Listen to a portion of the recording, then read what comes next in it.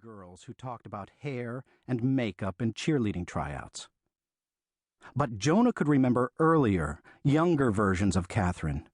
Even the cute, though he'd never admit it, sweet, not even on pain of death, adoring little sister who would grab his hand when she was scared and blink up at him and whisper trustingly, "You'll protect me, won't you, Jonah?" Jonah would never in a million years let Katherine do that now. But her hand on his shoulder made him feel like the protective big brother again. If he was frightened, she must be terrified out of her wits. "Look, I'll tell you what to do so you and Katherine can come back," JB was saying, his voice strained.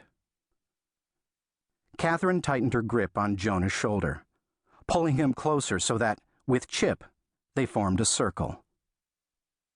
In the near darkness around them, he could barely see her face, but her features seemed to be twisted into a distorted expression. Was she crying? She turned her head. No, she was shaking her head, her jaw jutting out stubbornly. She wasn't crying. She was mad.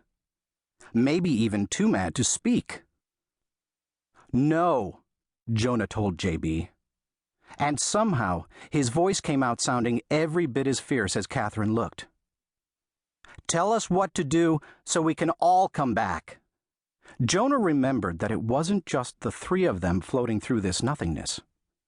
Chip was actually the second kid that JB had tried to zap back into the past. Another boy, Alex, had disappeared first. "Even Alex," Jonah added. The dimness around them was easing a bit. They seemed to be falling toward light. Now Jonah could see Chip's face clearly, the gratitude in his expression. Jonah felt like he could practically read Chip's mind. Chip was thinking how much worse it would be to tumble through this nothingness alone. "Jonah," JB protested, "you don't know what you're talking about. Certain things have been set in motion. Chip and Alex have to go to the 15th century. "Then Katherine and I are going too," Jonah said.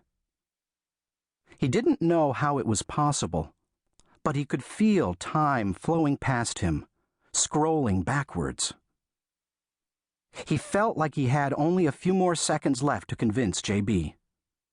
What if we could fix the 15th century? Make everything right again? Then couldn't Alex and Chip come back to the 21st century with us?" Silence. Jonah had nervous tremors in his stomach. The hand holding the elucidator was shaking.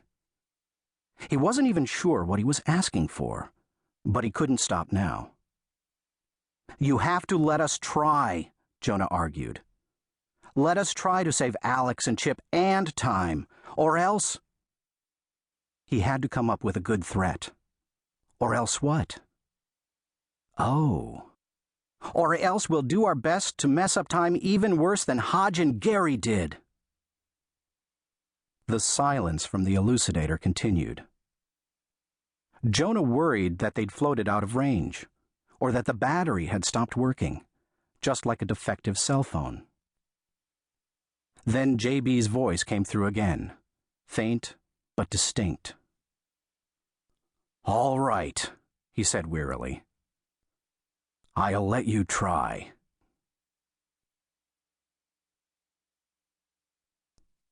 Chapter 1. It was a rough landing. Lights streamed past Jonah's face, an unbearable glare. Some force that had to be more than just gravity tugged on him, threatening to pull him apart from Chip and Katherine, from the elucidator and the taser, from his own self. The image that burned in his mind was of his body being split into individual cells, individual atoms. And then that image broke apart too, and he couldn't think, couldn't see, couldn't hear. He could only feel time passing through him, time flipping back.